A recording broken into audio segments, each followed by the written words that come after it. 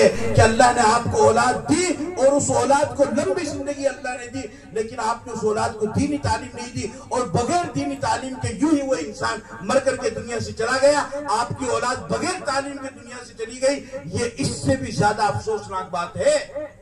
औलाद ना होने पर तो लोग अफसोस करते हैं, औलाद जवानी में मर जाए उस पर लोग अफसोस करते हैं। अरे मैं कहता हूं औलाद मिल जाए, जवानी भी मिल जाए, बुढ़ापा भी मिल जाए, आपकी औलाद 80 और 100 साल की हो जाए, लेकिन अगर उसने कुरान को नहीं सीखा, कुरान को नहीं पढ़ा, तो 100 साल जिंदगी गुजार कर भी अगर वो गया है तो कौन सा तीर मारा है, कौन सा निहाल किया है, क्या किया इस्लाम के लिए, क्या अल्लाह की किताब को हाथ लगाया? सोचो मेरी बात को। तालीम के ऊपर खर्च करो, अपने नजरिए को बदलो, अपनी सोच को बदलो, अपनी फिक्र को बदलो। इससे ज्यादा बेवकूफी और नादानी कुछ हो सकती है कि 20 साल तक आदमी कमाता है और एक रात शादी में अपने बेटे या बेटी की शादी में 20 लाख रुपए, 30 लाख रुपए, 50 लाख रुपए एक झटके में उड़ा देते हो। इससे बड़ी बेवकूफी कुछ होगी? बेवकूफी कुछ होगी? 20 लाख रुपए कोई मामूली चीज है? 30 लाख रुपए कोई मामूली चीज है? तुम्हें मालूम है 20 लाख में कितनी बच्चियों की शादी हो सकती है? तुम्हें मालूम है 20 लाख रुपए में कितने बच्चे, गरीब बच्चे तालीम हासिल कर सकते हैं? आज क्या हो रहा है? सिर्फ अपनी ख्वाहिश पूरी करने के लिए इंसान पैसा लगा रहा है और पैसे पर पैसा। अगर आपने अपनी बच्चे की शादी में 50 लाख लगा दिए तो कौन सा तीर मार दिया, अगला कल के दिन कोई दूसरा बंदा खड़ा होगा वो 60 लाख लगा देगा, तीसरे दिन कोई और तीसरा बंदा खड़ा होगा वो 80 लाख रुपए लगा देगा, चौथे दिन कोई चौथा बंदा खड़ा होगा वो 1 करोड़ रुपए लगा देगा। तो ये तो कहीं रुकेगा ही नहीं। आपकी वाहवाही कहां चली गई? डीजे वालों के ऊपर पैसे लुटा दिए, नाचने गाने वालों के ऊपर पैसे लुटा दिए, बच्चे भूख से तड़प रहे हैं, लुकमे के लिए तरस रहे हैं, पानी के खतरे के लिए तरस रहे हैं, और पड़ोस में जवान बच्ची, उसकी उम्र बढ़ती जा रही है और वो जवान होती जा रही है और वो बच्ची बड़ी होती जा रही है। उसका बाप टेम्पू चलाता है, उसका बाप रिक्शा चलाता है, उसका बाप पत्थर फोड़ता है, उसका बाप मजदूरी करता है, उसके बाप के पास इतने पैसे नहीं है कि वो अपनी बच्ची की शादी कर सके। उसका बाप रात को करवटें बदलता है और तू रोजाना अपनी आंखों से देखता है कि ये बच्ची बड़ी होती जा रही है, 20 साल, 22 साल, 25 साल, 30 साल इसकी उम्र हो गई, इसका बाप शादी नहीं कर रहा है। उस गरीब बच्ची की, उस गरीब बाप की जिसकी आंखों के सामने उसकी जवान बच्ची बैठी हुई है, उस माँ के सामने जवान बच्ची बैठी हुई है और उसके पास इतना पैसा नहीं है कि वो अपनी बच्ची की सादगी के साथ में शादी करके उस बच्ची को रुखसत कर सके, और तू उस गरीब बाप की आंखों के सामने लाखों रुपए नाचने वालों को दे रहा है, लाखों रुपए डीजे वालों को दे रहा है, लाखों रुपए पटाखे के ऊपर उड़ा रहा है। खुदा का खौफ नहीं है? उस गरीब की बद्दुआ नहीं लगेगी? उस गरीब की आह नहीं लगेगी? क्या कर लेगा? कुछ बेवकूफ खड़े हो जाएंगे और खड़े होकर के कह देंगे बड़ा खतरनाक फंक्शन करो, बहुत जबरदस्त फंक्शन करो, बहुत चारों तरफ वाहवाही हो रही है, ये गधे हैं, बेवकूफ है, ये तुझे धोखे में डाल रहे हैं, तुझे गुमराह कर रहे हैं। एक माँ बाप है, मियाँ बीवी है और 2 बच्चे हैं, 2 रूम 4 रूम का मकान बेहोश हो सकता है, उसमें रह सकते हैं, उसके बावजूद भी अल्लाह ने पैसा दिया, 10-10 रूम का बंगला बना रहे। क्या करोगे आप इसका? क्यों बना रहे हो इतना बड़ा?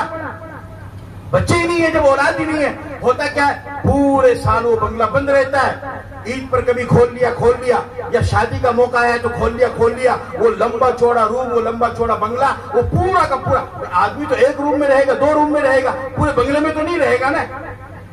तो आपके पास तो पैसा मौजूद है, अगर कल के दिन अल्लाह और औलाद दे तो और मकान बना लेना, और औलाद दे और मकान बना लेना, पैसा तो आपके पास में मौजूद है, लेकिन सिर्फ औलाद है और 2 औलाद है और उनका गुजारा 4 रूम के मकान में हो सकता है, उसके बावजूद भी 10-10 रूम का बंगला बना रहे हैं। ये पैसा जो फालतू लगा रहे हैं ये किस काम आएगा? इसमें जिन्नात नहीं रहेंगे, इसमें असरात नहीं होंगे, इसमें परेशानियां नहीं आएंगी। मेरे भाई, इन फालतू चीजों पर पैसा खर्च मत करो। शादियों पर पैसा खर्च होने वाला पैसा सबसे फजूल और फालतू खर्चा है, और आजकल तो कर्जा ले लेकर के फिर भी शादियों के ऊपर लगाते हैं, छोड़ते नहीं है, और बाप सारी जिंदगी कर्जा चुकाता रहता है, और ये लोग थोड़ी सी वाहवाही कर करके ये करो वो करो, ये करो वो करो। ये क्या कर रहे हो? शादी तो सुन्नत है, सुन्नत को इतना बड़ा बना दिया और सुन्नत के नाम पर लाखों रुपए खर्च करते हो और लाखों हरामकारी करते हो। क्या है ये? फजूल खर्ची नहीं है। तुम्हारा इस्लाम तो तुम्हें वजू करते हुए भी 3 मरतबा से ज्यादा मुंह धोने का हुक्म नहीं देता है। अगर जारी नहर है और नहर चल रही है, उसमें से पानी जारी, उस पर भी अगर वजू कर रहे हो, तो अगर तुमने वजू कर लिया 3 मरतबा में तुम्हारा चेहरा धुल गया, फर्ज अदा हो गया, सुन्नत अदा हो गई, चौथी मरतबा नहीं ले सकते हो। क्या जरूरत है? जो इस्लाम तुम्हें पानी बहाने की इजाजत नहीं देता है, उस इस्लाम के मानने वाले पैसों को पानी की तरह बहाना, पानी की तरह।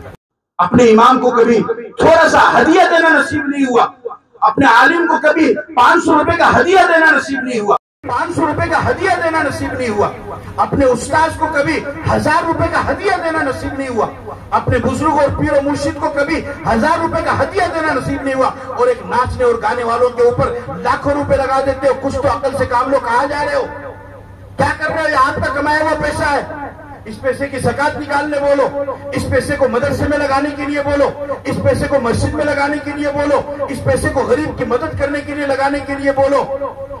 तब अपनी ताकत, अपनी मेहनत याद आ जाती है, और अपनी कमजोरी याद आ जाती है, और अपनी जरूरियात याद आ जाती है कि मुझे ये करना, ये करना। और जब इसी पैसे को थूक लगा लगा करके जब नाचने और गाने वालों के ऊपर लुटाते हो, तब अपनी मेहनत याद नहीं आती है, तब अपनी जरूरत सामने नहीं आती है। तालीम के ऊपर खर्चा करो, अल्लाह ने पैसा दिया है तो स्कूल बनाओ अपने बच्चों के लिए, अपने कौम के बच्चों के लिए। मुसलमान इस वक्त सबसे ज्यादा गुर्बत का शिकार है और जहालत का शिकार है। अपने कौम को गुर्बत में से निकालो। अल्लाह ने पैसा दिया है तो अपने कौम के बच्चों को डॉक्टर बनाओ, अपने कौम के बच्चों को वकील बनाओ, अपने कौम के बच्चों को प्रोफेसर बनाओ।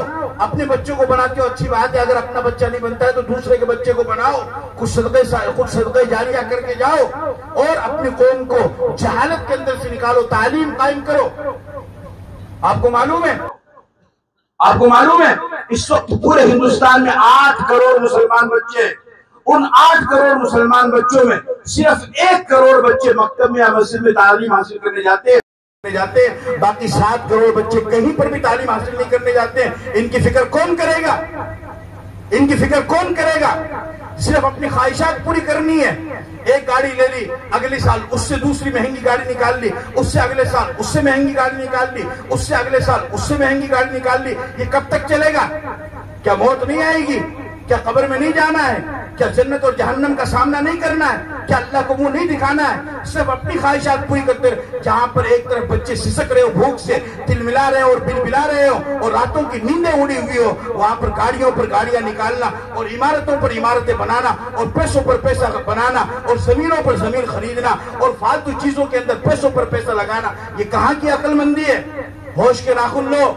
सिर्फ अपने लिए नहीं, अपनी कौम के लिए भी कुछ करने का जज्बा पैदा करो। सिर्फ अपनी कौम के लिए भी।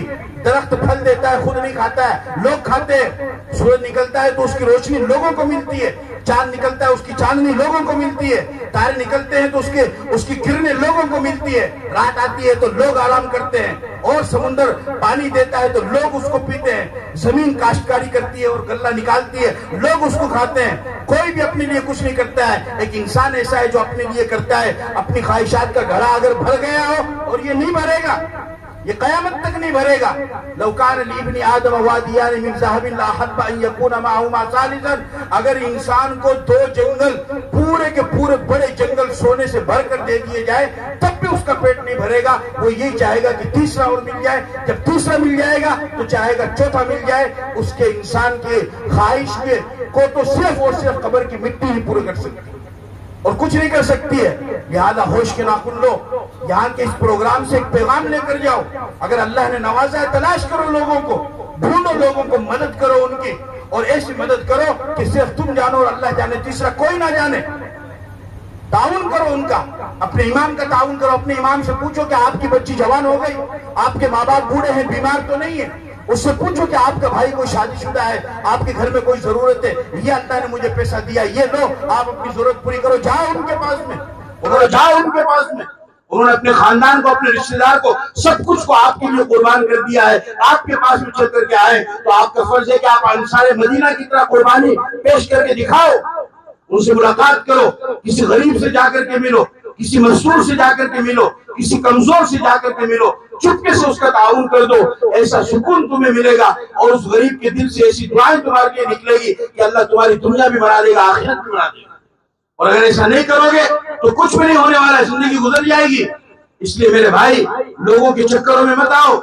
प्लीज शादियों को आसान करो, शादियों पर फजूल खर्ची मत करो, फजूल खर्ची मत करो। ये पैसा अल्लाह ने दिया है तो उसको तालीम पे लगाओ, किसी की मदद पे लगाओ, किसी के ताउन पे लगाओ। अगर आपको कहीं लगाने का मौका नहीं मिल रहा है तो अपने आलिम से, अपने इमाम से राब्ता करो, उस्ताद से राब्ता करो, उससे पूछो कि मेरे पास ये पैसा है, मैं इसको सही काम में लगाना चाहता हूं। वो आपको बताएंगे कि आपको कहां पर लगाना है, लगाओ।